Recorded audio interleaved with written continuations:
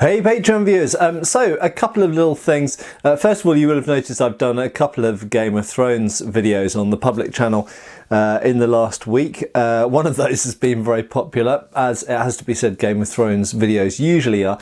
I want to share a little bit of I suppose, personal side of things. So when I started out doing my channel, I was quite kind of I won't say puritanical, but I was slightly purist about the fact that I wanted to just focus on HEMA stuff, and even if I looked at stuff, movie stuff and that kind of stuff, I was always going to sort of stay pure to the academic side and the history side and the HEMA side.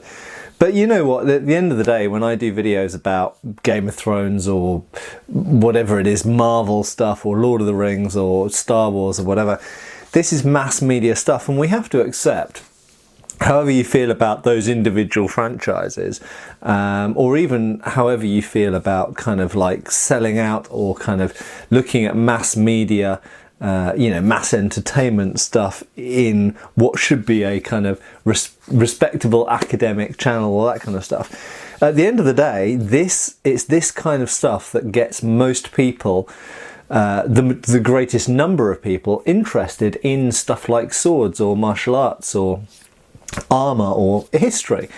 And I frequent a couple of places on the internet where kind of people are chatting about like fan theories and stuff of various things like Game of Thrones and Star Wars and stuff like this. And it's very interesting because sometimes I've noticed sometimes people get so immersed in these kind of universes, in these worlds, they talk about them as if they are actual history. And particularly with Game of Thrones, George R.R. Martin has obviously created something which is so sort of plausible or convincing to at least most modern people that very often I've seen them refer to it as if it is an actual medieval period. People talk about, in that period, would they blah blah blah, and it makes me chuckle because of course it is no period, but I understand where they're coming from because it's so deeply rooted. It's much like Lord of the Rings in a way, the way that Tolkien originally wrote it.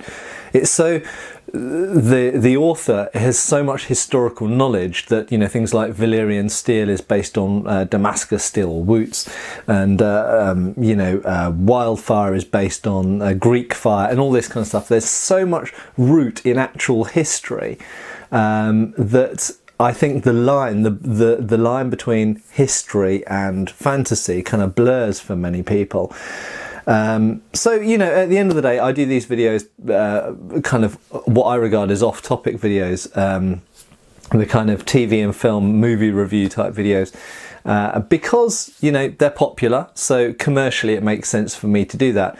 But I also think above and beyond that, even if they didn't kind of like earn me money, I would also do them anyway, because first of all, I think it's fun, but secondly, I think it's a massively useful window for bringing people who might not normally be attracted to history or historical martial arts or antique weapons, for bringing those people, kind of filtering them into this sphere that they end up in and they operate in. And as a kid, I was undoubtedly influenced by the things that I watched on TV and the movies I watched, be it old black and white Tarzan films or Flash Gordon series or Star Wars and all this kind of stuff. Anyway, before I sign off, I'm just going to show you, a number of you will know that I have a growing obsession with 19th century Bowie knives, but particularly British Empire ones, and particularly the Anglo-Indian Bowie knives. And I have previously shown, for example, this one here, and another one. Let's just grab it behind the camera. The Austin one, which I found one in the Royal Armouries made by the same maker, but I still can't find anything else about that maker. But I recently managed to acquire my first Arnacellum of Salem hunting dagger, I would call it. It's really a dirk. And it's a very interesting knife. I will talk about this in greater depth on the public channel, but I thought I'd give you a sort of preview of it. Arnacellum Salem, as it's written on here. I doubt I'll be able to, oh yeah, you will. There we go. If we get the focus there, you can see it says Arnacellum Salem. Were pretty much the most famous maker of hunting knives in India in the later 19th century, from about 1860 right the way through to about 1900. And in fact, there is an Arnacellum of Salem dagger that belongs to the then Prince of Wales, who became Edward VII, and he was given it as a gift in 1875 on his grand tour of India.